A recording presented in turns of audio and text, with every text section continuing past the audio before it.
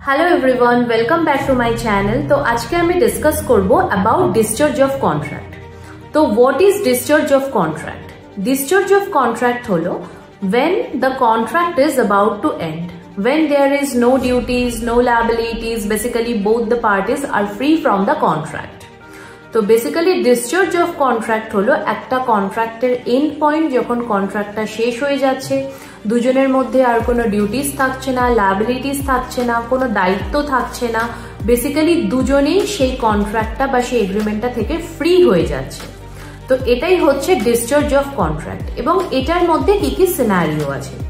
First হচ্ছে performance. ধরো আমি কাউকে বললাম আমাকে ওয়েবসাইট বানিয়ে দিতে হবে, আমি তার দরুন তাকে 50,000 রুপিস পে করলাম, সে আমাকে ওয়েবসাইট বানিয়ে দিল। তো এটা একটা সিনারিও। সেকেন্ড হচ্ছে মিউচুয়াল এগ্রিমেন্ট। ধরো আমি কারোর সাথে কোনো এগ্রিমেন্ট করলাম এবং কোনো কারণে আমাদের দুজনের তরফ থেকেই মিউচুয়াল কনসেন্টে সেটা আমরা ক্যান্সেল করে দিলাম। তো এই ক্ষেত্রে কোনো অসুবিধা নেই, এটা গেল মিউচুয়াল এগ্রিমেন্ট। তো ফার্স্ট হলো পারফরমেন্স, একটা সিম্পল যেখানে একটা এগ্রিমেন্ট হচ্ছে ফুলফিল হয়ে যাচ্ছে। তারপর হলো মিউচুয়াল এগ্রিমেন্ট, যেখানে বোথ কনসেন্টে সেটা হতেও পারে নাও হতে পারে, তো বোথ পার্টিস যেটা ডিসাইড করবে।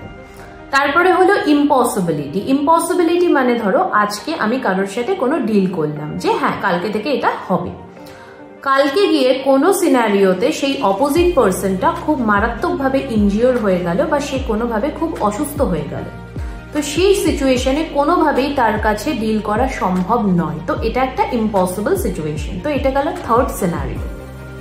এরপরে সিনারিও হচ্ছে টাইম এক্সপায়ার। টাইম এক্সপায়ারি মানে কি, ধরো আমি কারোর থেকে টাকা নিয়েছি এবং তাকে বললাম আমি 6 মাসের মধ্যে তাকে ফেরত দিয়ে দেবো, কিন্তু 2 বছর হয়ে গেছে বা 5 বছর হয়ে গেছে, সেও আমাকে আর কিছু বলেনি, আমিও তাকে টাকাটা ফেরত দিইনি। তো অটোমেটিক্যালি কিন্তু সেই কন্ট্রাক্টটা এন্ড হয়ে যাচ্ছে। এরপরে আসছে breach of contract. Breach of কন্ট্রাক্টের মধ্যে মানেটা কি হচ্ছে, ধরো আমার সাথে কারোর ডিল হচ্ছে বা আমি কারোর সাথে কোনো রকম কন্ট্রাক্ট করছি বা কন্ট্রাক্ট সাইন করছি, দু তরফের মধ্যে থেকে যে কোনো একজন সেই কন্ট্রাক্টটাকে ফুলফিল করলো না বা সেই কন্ট্রাক্টের মধ্যে যা কিছু ভ্যালিড সিনারিওস আছে বা প্রমিস আছে সেটাকে সে মানলো না, ঠিক আছে, বা সেটাকে সে ফুলফিল করলো না, তাহলে কিন্তু সে সেই কন্ট্রাক্টটাকে ভায়োলেট করলো বা ব্রিচ করলো। তো সেই সিনারিওটা হচ্ছে ব্রিচ অফ কন্ট্রাক্ট। তারপরে হচ্ছে অপারেশন বাই ল, যেটা হচ্ছে লাস্ট সিনারিও।